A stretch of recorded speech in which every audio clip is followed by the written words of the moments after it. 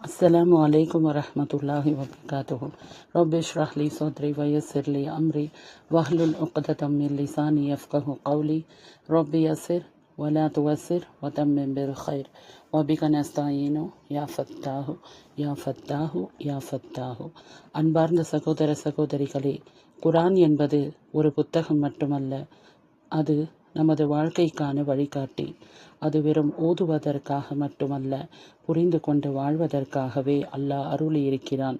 அந்த நோக்கத்துடன் அல்லாஹ்வுக்காக மட்டுமே இந்த கற்றலை ஆரம்பிக்கிறோம். அல்லாஹ் நமக்கு பயனுள்ள அறிவையும் சரியான புரிதலையும் அருள்வானாக, இன்ஷா அல்லாஹ். இந்த உலகம் எத்தனையோ புரட்சியை பார்த்துருக்கு. அறிவியல் புரட்சி, அரசியல் புரட்சி, இப்படி நிறைய புரட்சி பார்த்துருக்கு. சரி, புரட்சி எதை நோக்கி இருக்கணும் சொல்லுங்க? கரெக்ட். ஒரு புரட்சினா மாற்றத்தை நோக்கி இருக்கணும். மாற்றத்தை ஏற்படுத்தும் அந்த புரட்சி எந்த அளவுக்கு மாற்றத்தை ஏற்படுத்தியிருக்கு? கரெக்ட். ஒரு சில விஷயத்தை மட்டும்தான் மாற்றிருக்கு.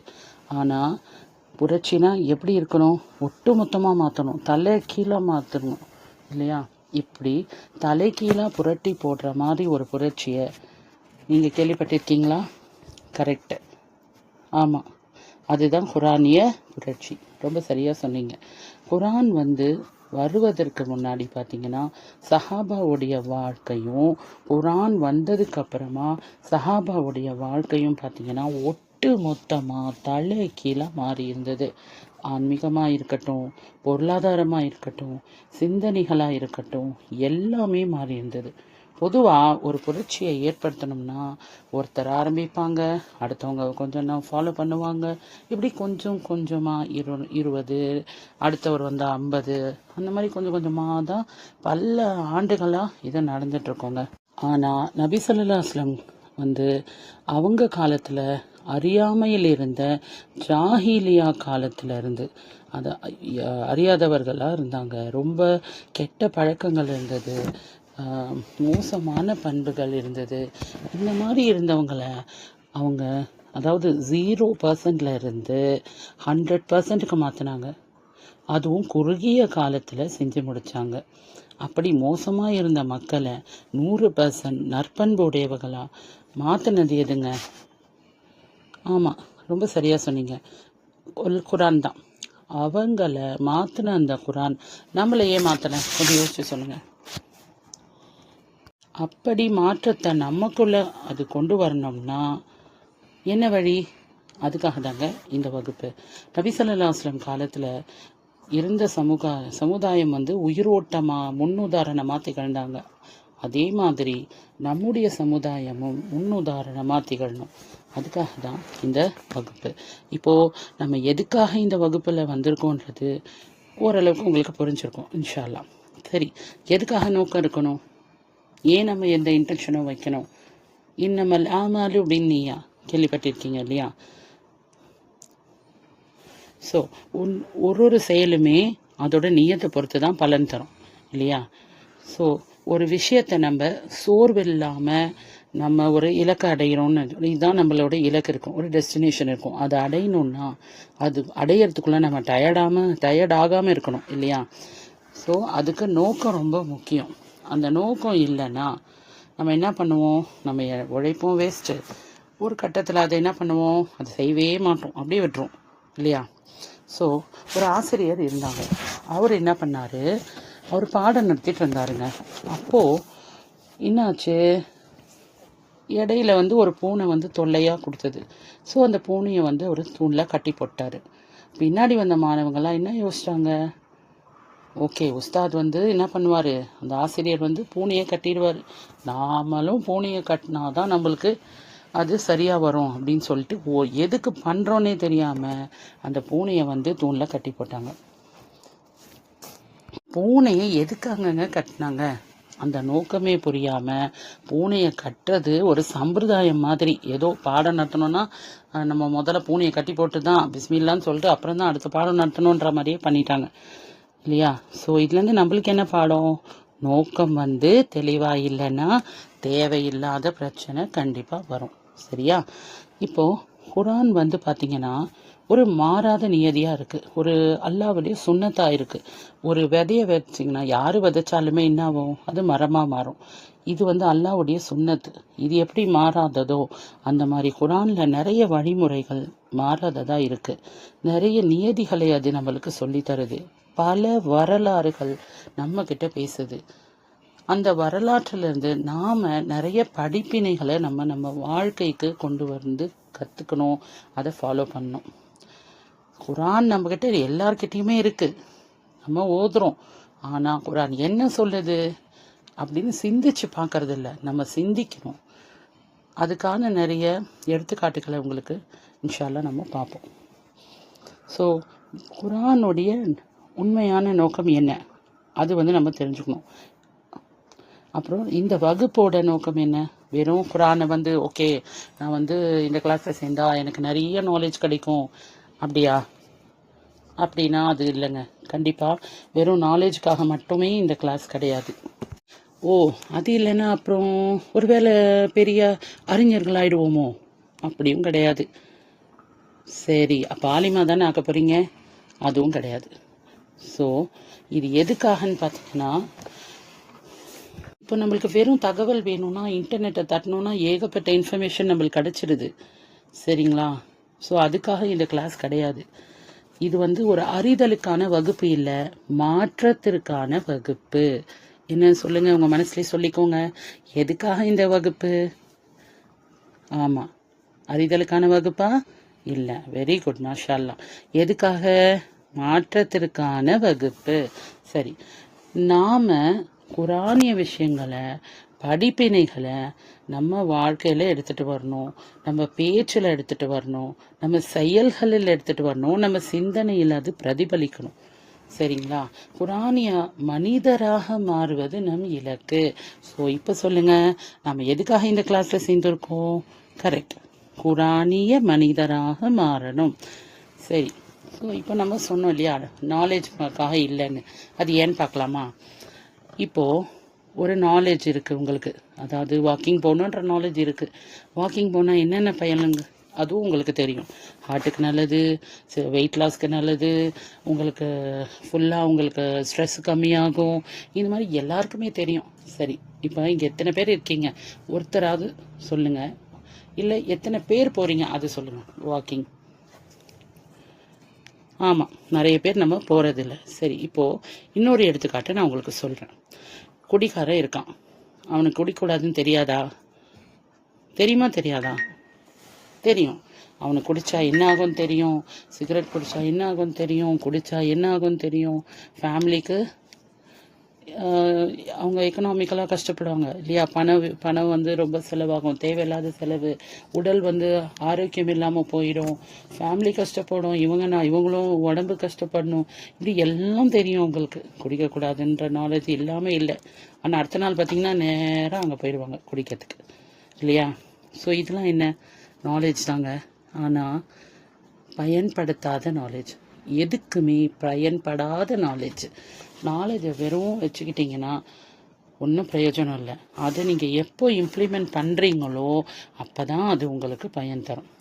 இப்போது நம்ம சரி, நாம் ஏன் குரானிய மனிதராக மாறணும்? நாம் ஏன் மாறணும்? ஏன்னா ஒரு மதத்தை பார்த்து தான் நம்ம மற்றவங்கள பார்த்து நம்ம தெரிஞ்சுக்கணும். ஒரு மதம் எப்படி, ஓகே ஹிந்து மதத்தை பற்றி இப்போ கேட்டிங்கன்னா நம்ம என்ன சொல்லுவோம், சிலை வணக்கம் பண்ணுவாங்க, பொங்கல் தீபாவளி அதெல்லாம் செலிப்ரேட் பண்ணுவாங்க. இப்போ சனிக்கிழமை புதன்கிழமை இல்லை அந்த மாதிரி கிழமைகளில் ஏதோ ஒரு நாளில் அவங்க நான்வெஜ் சாப்பிட மாட்டாங்க, அது நமக்கு தெரியும். கிறிஸ்டியன்ஸை பார்த்தா என்ன பண்ணுவோம், சர்ச்சுக்கு போவாங்க, சிலை வணக்கம் பண்ண மாட்டாங்க. இது எல்லாம் நம்ம அவங்கள பார்த்தோ இல்லை அவங்களோட வேதத்தை படித்தோ தெரிஞ்சுக்கலாம். நம்ம அக்கம் பக்கத்தில் இருக்கிற ஒரு முஸ்லீம்ஸு, கிறிஸ்டியன்ஸு, ஹிந்துஸு அவங்கள பார்த்து நம்ம தெரிஞ்சுக்குவோம். இப்போது அவங்கக்கிட்ட போய், ஏன்னா எல்லோரும் சேர்ந்து தானங்க இப்போல்லாம் இருக்கோம் இல்லையா, அல்ஹம்துலில்லாஹ். இப்போது முஸ்லீம் எப்படின்னு அவங்கள போய் கேட்டிங்கன்னா அவங்க என்ன சொல்லுவாங்க தெரியுமா? ஜும்மாவில் அவங்க தொழ போவாங்க, ரமசானில் நோன்பு இருப்பாங்க, பக்ரீதா ஆடு வெட்டுவாங்க, பிரியாணி பெரிய தீட்சால செய்வாங்க, சூப்பராக இருக்கும், எல்லாருக்கும் ஷேர் பண்ணுவாங்க. அவங்க உருவ வழிபாடு செய்ய மாட்டாங்க. இதெல்லாம் அவங்கள கேட்டிங்கன்னா அவங்க நினைக்கிற மாதிரி இது மாதிரி நாம் நடந்துக்கிறோம். ஸோ ஒரு குரான் வந்து நாம் முதல்ல தெரிஞ்சுக்கணும். நம்மள நிறைய பேர் குரான் ஓதுறோம், ஆனால் அதுக்குள்ளே என்ன இருக்குன்னு நம்ம யாருக்குமே தெரியறதில்லை. மேலோட்டமாக இன்ஃபர்மேஷன், லைக் கடலில் எப்படி கொஞ்சம் தூரம் மட்டும் போயிட்டு சின்ன சின்ன மீனுங்களை பார்த்த மாதிரி, அது மாதிரி தான் சின்ன சின்ன மீனிங்கை தான் நம்ம தெரிஞ்சுக்கிறோம். அல்லாஹ் அதில் என்ன சிந்திக்க சொல்கிறான், அல்லாஹ் நம்மளுக்கு என்ன சொல்ல வரான், இது எதுவுமே நம்ம யோசிக்கிறதும் இல்லை, புரிஞ்சுக்கிறதும் இல்லை. இன்ஷா அல்லாஹ் இனிமேல் நம்ம அப்படி இல்லாமல் நாம் குரானை கற்றுக்கிட்டு நம்ம மூலயமா குரான் மற்றவங்களுக்கும் ரீச் ஆகணும். மற்றவங்களுக்கு இஸ்லாம்னா இதுதான் அப்படின்னு நம்மளை பார்த்து அவங்க தெரிஞ்சுக்கணும் இன்ஷா அல்லாஹ். சரி, அதுக்கு முதல்ல நம்மளுக்கு என்ன தெரியணும், குரான் நம்மளுக்கு என்ன சொல்லுதுன்னு தெரியணும் இல்லையா? அடுத்து குரான் நம்மக்கிட்ட என்ன எதிர்பார்க்குது, எதெல்லாம் வலியுறுத்துது. ஆயிஷா ரலியல்லாஹு அன்ஹு அவங்க கிட்ட ரசூலுல்லாஹ் ஸல்லல்லாஹு அலைஹி வஸல்லம் அவர்களின் வாழ்க்கை வந்து எப்படி இருந்ததுன்னு கேட்டாப்போ அவங்க என்ன சொன்னாங்க தெரியுமா? அவர் நடமாடும் குரானாக இருந்தார் அப்படின்னு சொன்னாங்க.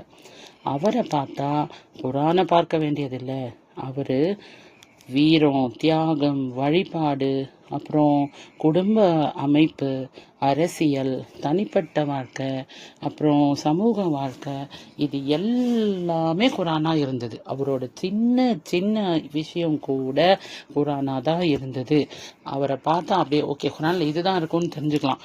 அவ்வளோ பர்ஃபெக்டாக அவர் வாழ்ந்து காட்டினார் நம்மளுடைய முகமது நபி ஸல்லல்லாஹு அலைஹி வஸல்லம். ஸோ நாம் என்ன பண்ணணும், அவரை மாதிரியே தான் நடக்கணும் இல்லையா? அவரை போலவே குரானிய மனிதராக நாம் மாற்றணும். அந்த நீயத்தை நம்ம வைக்கணும் இன்ஷா அல்லாஹ். ஒருத்தர் நம்மளை பார்த்தா இவர் மற்றவங்களுக்கு ஹெல்ப் பண்ணுவாங்க, இவங்க பொய் சொல்ல மாட்டாங்க, நியாயமாக நடந்துக்குவாங்க, அமானிதத்தை அதாவது மற்றவங்க பொருளை வந்து பாதுகாப்பாக அமானிதமாக பாதுகாத்துக்குவாங்க, அனாதைகளை ஏமாற்ற மாட்டாங்க, ஏழைகளுக்கு சோறு கொடுப்பாங்க, இந்த மாதிரி குரான் கூற உண்மைகளை வந்து நம்ம வாழ்க்கையில் நாம் வாழ்ந்து மற்றவங்களுக்கு அது போய் சேரணும் இன்ஷா அல்லாஹ். இப்போ ஒரு ஹதீஸை பார்க்கலாம். இது சாஹிஹ் முஸ்லிமில் வருது. நபி ஸல்லல்லாஹு அலைஹி வஸல்லம் அவர்கள் கூறினார்கள், அதாவது மறுமை நாளில் முதல்ல இந்த 3 பேரை தான் அல்லாஹ் கூப்பிடுவாங்க அப்படின்ட்டு. முதல்ல ஷஹீது, அப்புறம் ஸ்காலர் அதாவது அறிஞர், மூன்றாவது வெல்தி மேன் அதாவது செல்வந்தர். சரியா? ஸோ முதல்ல ஷஹீதை கூப்பிட்றாங்க. இப்போ அல்லாஹ் கேட்குறான் அவங்க என்ன பண்ணாங்கன்ட்டு. அதுக்கு அவங்க என்ன சொல்கிறாங்க, அல்லாவின் பாதையில் யாரெல்லாம் நான் உனக்காகவே போராடினேன், உனக்காக தான் உயிரை விட்டேன் அப்படின்னு சொல்கிறாங்க. அதுக்கு அல்லாஹ் சொல்வான், நான் உன் வழியில் போராடி ஷஹீதானேன்னு என்கிட்ட சொல்லாத, ஏன்னா நீ எனக்காக பண்ணல, நீ பொய் சொல்கிற, மக்கள் வந்து உன்னை வீரன் அப்படின்னு பாராட்டணுன்றதுக்காக தான் நீ வந்து என்ன பண்ண, ஷஹீதானேன்னு சொல்லி அந்த ஷஹீதை எல்லாம் வந்து நரகத்தில் போட்டுடுறான். அடுத்து வந்து ஸ்காலர் இல்லையா, அறிஞர். அப்போது அவர் என்ன பண்ணார், அவரை கேட்குறாங்க, அல்லாஹ் வந்து கேட்குறா, நீ வந்து உனக்கு நான் நிறைய அறிவு கொடுத்தேன்ல, நீ அதை எப்படி பயன்படுத்தின அப்படின்னு கேட்பாங்க இல்லையா? அப்போது என்ன சொல்லுவாங்க, நான் யாரெல்லாம் நான் குரானை கற்றுக்கிட்டேன், உனக்காக நான் மற்றவங்களுக்கும் வந்து குரானை சொல்லி கொடுத்தேன், நான் அறிவை பரப்பினேன் அப்படின்னு சொல்லுவாங்க. அப்போது அல்லாஹ் சொல்லுவான்,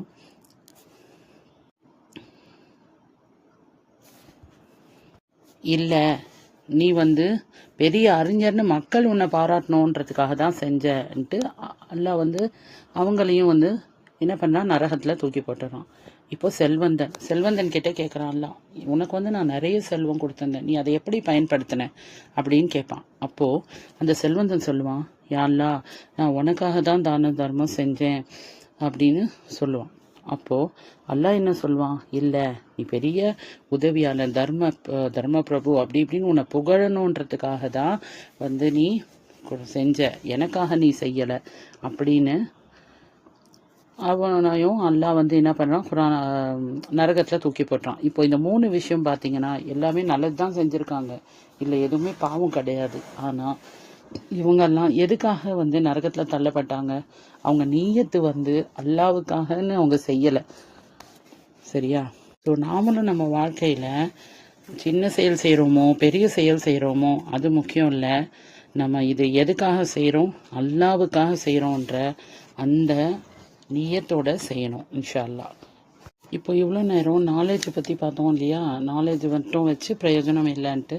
அது மாதிரி இப்போது இம்ப்ளிமெண்ட் பண்ணாதவங்களை பற்றி இன்னும் கொஞ்சம் குரானில் அல்லாஹ் சொல்கிறத பற்றி நம்ம வேர்சஸை பார்க்கலாம் இன்ஷா அல்லாஹ். 62வது அத்தியாயம் 5வது வசனம். எவர்கள் தௌராத் வேதம் சுமத்த பெற்று பின்னர் அதன்படி நடக்கவில்லையோ அவர்களுக்கு உதாரணமாவது ஏடுகளை சுமக்கும் கழுதையின் உதாரணத்துக்கு ஒப்பாகும். எச்சமுகத்தார் அல்லாவின் வசனங்களை பொய்ப்பிக்கிறார்களோ அவர்களின் உதாரணம் மிக கெட்டதாகும். அல்லாஹ் அநியாயக்கார சமூகத்தாரை நேர்வழியில் செலுத்த மாட்டான். இப்போ யூதர்களுக்கு பார்த்தீங்கன்னா தௌராத் வேதத்தும் கொடுத்தான் அல்லாஹ். அவங்க ஓதுனாங்க, ஆனால் அமல்படுத்தலை. ஸோ இவங்களை அல்லாஹ் யாரோட கம்பேர் பண்ணுறான்னு பார்த்தீங்கன்னா ஏடுகளை சுமக்கும் கழுதைன்னு சொல்கிறான். ஒரு கழுதைக்கு பின்னாடி நீங்கள் பொன்னாலான மூட்டையை வச்சாலும் சரி, வைரம் வச்சாலும் சரி, இல்லை அழுக்கு மூட்டை வேஸ்ட் பேப்பர்னு எதை வச்சாலும் அதுக்கு எந்த ஒரு வித்தியாசமும் கிடையாது. சரியா? அது மாதிரி தான் இவங்கெல்லாம் நாலேஜை மூட்டையாக வச்சுக்கிறாங்க, ஆனால் அதை அமல் கொண்டு வரலன்னு ஆலிம்களை பற்றி எல்லாம் இங்கே சொல்கிறான். ஸோ எதுக்காக சொல்கிறான்? ஏன்னா அமல்படுத்தலை அவங்க, அதுக்காக சொல்கிறான். இப்போது சூரா பக்ரால 44வது வசனத்தை பார்க்கலாம். நீங்கள் வேதத்தையும் ஓதிக்கொண்டே மற்ற மனிதர்களை நன்மை செய்யுமாறு ஏவி தங்களையே மறந்து விடுகிறீர்களா? நீங்கள் சிந்தித்து புரிந்து கொள்ள வேண்டாமா? இதுவும் பார்த்தீங்கன்னா யூதர்களை குறித்து தான். வேதம் என்ன பண்ணுறாங்க, ஆலிம்கள் ஓதுறாங்க, கற்றுத்தராங்க, ஆனால் அவங்க பின்பற்றலை. நீங்கள் இதை சிந்திக்க மாட்டீங்களான்னு அல்லாஹ் சொல்கிறான். அமல் செய்யாத அறிவு நரகத்துக்கு தான் கொண்டு செல்லும். குரானை நாம் அமல்படுத்தக்கூடியவர்களாக மாறணும். குரான் கடல் போல். இப்போது கடலில் நீங்கள் மேலோட்டமாக பார்த்தீங்கன்னா ஒரு சின்ன சின்ன மீன் தான் கிடைக்கும். இன்னும் கொஞ்சம் போனால் இன்னும் கொஞ்சம் மீன் கிடைக்கும். நடுக்கடலில் போனால் ஏகப்பட்ட நிறைய மீன்களை பிடிக்கலாம். அதுவே நீங்கள் கடலுக்குள்ளே போனீங்கன்னா என்ன ஆகும்? நிறைய மீன்களை பார்க்கலாம். முத்து, பவளம்னு நிறைய உங்களுக்கு கிடைக்கும். அந்த மாதிரி தாங்க குரான். நீங்கள் மேலோட்டமாக படிச்சிங்கன்னா உங்களுக்கு கொஞ்சம் தாங்க புரியும்.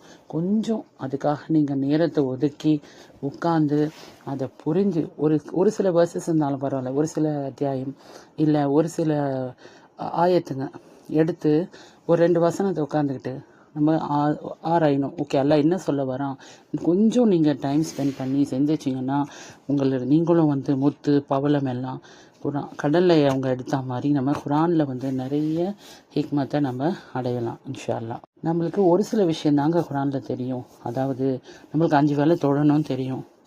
அப்புறம் நோன்பு, ஜக்காத்து, ஹஜ்ஜு, பொய் பேசக்கூடாது, உண்மை சொல்லணும், யாரை பற்றியும் பின்னாடி பேசக்கூடாது. இது மட்டும்தாங்க தெரியும் இல்லையா ஒரு சில பேருக்கு, இல்லை நம்மள நிறைய பேருக்கு. இது மட்டும்தான் குரான் சொல்லுதா? இதே தான் எல்லா மதமும் சொல்லுது. நீங்களே சொல்லுங்கள், அவ்வளோதானா? குரானில் அவ்வளோதான் விஷயம் இருக்கா? இல்லைங்க. குரான் இந்த உலகத்துக்கே வழிகாட்டி. அதில் நாம் ஆழ்ந்து கற்றுக்கணும். ஆழ்கடலில் போகிற மாதிரி நம்ம குரானில் ஆழ்ந்து கற்றுக்கிட்டு சொசைட்டிக்கு என்னென்ன விஷயங்கள் வேணுமோ அதை நம்ம கற்றுக் கொடுக்கணும். அதுக்கு நாம் முதல்ல மாறணும். சரியா? இப்போது சூரா ஹஷ்ர், அதாவது 59வது அத்தியாயம் 18வது வசனம். ஈமான் கொண்டவர்களே, அல்லாவுக்கு அஞ்சி நடந்து கொள்ளுங்கள். மேலும் ஒவ்வொருவரும் மறுமை நாளுக்காக தான் முற்படுத்தி வைத்திருப்பதை பார்த்து கொள்ளட்டும். இன்னும் நீங்கள் அல்லாவை அஞ்சி நடந்து கொள்ளுங்கள். நீங்கள் செய்பவற்றை நிச்சயமாக அல்லாஹ் நன்கறிந்தவன். இதுக்கு இப்போ மேலோட்டமாக பார்த்தீங்கன்னா நம்மளுக்கு என்ன புரியும்? அல்லாவுக்கு அஞ்சு நடக்கணும். சரி, அல்லாஹ் அஞ்சு நடந்துன்னு சொல்கிறான். அப்புறம் மறுமை நாளுக்கு முற்படுத்தி வைத்ததை நீங்கள் பாருங்கன்னா மறுமை நாளை பற்றி அல்லாஹ் சொல்கிறான். மறுபடியும் அல்லாஹ் இங்கே கீழே நீங்கள் அல்லாவை அஞ்சு நடந்து கொள்ளுங்கள்னு சொல்கிறான். அப்போது அஞ்சுன்னு 2 வாட்டி வருது. இப்போ ரொம்ப அஞ்சணும் அப்படின்னு அர்த்தம் இல்லைங்க. அது ஒரு விஷயமும் நாம் வாழ்க்கையில் அல்லாவுக்கு அஞ்சு தான் நடக்கணும். அது 5 நடக்கிறதுனா இன்னொரு விஷயம் பார்த்தீங்கன்னா, ஒரு செயல்களும் ஒரு காலைலேருந்து நம்ம நைட் வரைக்கும் செய்கிற ஒரு விஷயமே அல்லாவுக்காக இருக்கணும். இந்த விஷயம் அல்லாவுக்கு செய்கிறோமே, அல்லாவுக்கு ஓகேவா? இல்லை அல்லாஹ் கோவப்படுவானா? அப்போ இதை நான் செய்ய மாட்டேன். சரி, இதை நான் செஞ்சால் அல்லாஹ் சந்தோஷப்படுவானா? அல்லாவோட திருப்தி கிடைக்குமா? அப்படின்னு யோசிச்சு பண்ணுறோம் இல்லையா? அது. இன்னொன்று உங்களோட செயல்களுக்கு நீங்கள் தான் என்னது பொறுப்பு. நீங்கள் செய்கிற ஒரு விஷயமே இப்போ நம்ம செய்கிறது எல்லாமே மறுமையில் நம்மளுக்கு திருப்பி வரும் இல்லையா? நாம் இப்போ என்ன பண்ணுறோம், பயப்படுறது கூட நம்ம அல்லாவை விட்டுட்டு மற்ற எல்லாத்துக்கும் பயப்படுறோம். பிஸ்னஸ் என்ன ஆகும், குழந்தைங்க என்ன ஆகும், ஃப்யூச்சர் என்ன ஆகும், குடும்பம் என்ன ஆகும், இப்படி எல்லாத்துக்குமே நம்ம பயப்படுறோம். சரி, பயப்படுறதுன்னு மட்டும் உங்களுக்கு ஒரு சொல்யூஷன் கிடச்சிருமா? இல்லை. பதறிய காரியம் சிதறி போகும்னு நம்ம கேள்விப்பட்டிருக்கோம். எந்த ஒரு விஷயமே பயப்படாமல் அல்லாவுக்கு பயந்தா போதுங்க, வேறு எதுக்கும் நீங்கள் பயப்பட வேண்டியதில்லை. ஒரு விஷயமும் நீங்கள் பதட்டம் இல்லாமல் சரியான முறையில் செஞ்சீங்கன்னா கண்டிப்பாக அல்லாவோட உதவியோட நீங்கள் சக்ஸஸ் ஆகலாம் இன்ஷா அல்லாஹ். இன்றைக்கி நம்ம செய்கிற விஷயத்த நம்ம சரியாக செய்யணும். நம்ம வாழ்க்கைக்கு தேவையான விஷயங்கள் குரானில் நிறைய இருக்குது, நிறைய கொட்டி கிடக்கு. இந்த 4 மாத கிளாஸில் நம்ம வாழ்க்கையை முன்னாடி எப்படி இருந்ததுன்னு நம்ம கவனிச்சுக்கணும். பின்னாடி நம்ம வாழ்க்கையை பார்க்கும்போது இந்த 4 மாத காலத்துக்கு அப்புறமா பார்த்தா தலைகீழாக டோட்டலாக மாறி நாம் குரானிய மனிதராக இருக்கணும். குரானாகவே நாம் மாறி இருக்கணும். சரியா? ஸோ அது மட்டும் இல்லை, தினமும் நம்ம ஒரு 2 நிமிஷம் நம்ம இன்றைக்கி என்ன நல்லது செஞ்சோம், யாருன்னா காயப்படுத்தணுமா, இல்லை நம்ம செஞ்சதெல்லாம் சரியா இப்படின்னு யோசிக்கணும். சப்போஸ் அதில் ஏதாவது ஓகே நீங்கள் ஒரு தவறு என்ன செஞ்சிட்டீங்க, இல்லை இன்றைக்கி ஒரு கிளாஸுக்கு அப்புறம் நீங்கள் உட்காந்து யோசிக்கலாம், இன்றைக்கி நான் என்ன கற்றுக்கிட்டேன், அதை எப்படி அமல்படுத்த போகிறேன். அப்படி நம்ம ஏதாவது தவறு செஞ்சுருந்தோம்னா அதுக்கு அல்லாஹ்கிட்ட மன்னிப்பு கேட்டு தௌபா செஞ்சுட்டு நல்ல விஷயம் செஞ்சால் அது இன்னும் எப்படி பெட்டராக நம்ம லைஃப்பில் அப்ளை பண்ணலாம் அப்படின்னு அப்ளை பண்ணோம். இன்ஷா அல்லாஹ் நம்ம எல்லாருமே குரானிய மனிதர்களாக மாறி மற்றவர்களுக்கு குரானை கொண்டு சேர்ப்போம்னு உங்களுக்கு இந்த நற்செய்தியை சொல்லி இன்ஷா அல்லாஹ் உங்களெல்லாம் அடுத்த கிளாஸில் சந்திக்கிறோம். அஸ்ஸலாமு அலைக்கும் வரஹ்மத்துல்லாஹி வபரகாத்துஹு.